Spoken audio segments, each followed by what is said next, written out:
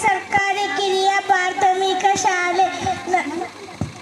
ನನ್ನ ಹೆಸರು ಪೂಜಾ ಆಲಗಡ್. ನಮ್ಮ ಶಾಲೆ ಹೆಸರು ಸರ್ಕಾರಿ ಕಿರಿಯ ಪ್ರಾಥಮಿಕ ಶಾಲೆ. ನಮ್ಮ ಊರು ಆಲ್ಗಟ್ಟ ಲಂಬಾಣಿಹಟ್ಟಿ. ಬೀಸೋ ಕಲ್ಲಿನ ಪದ್ಯ. ಕಲ್ಲಮ್ಮ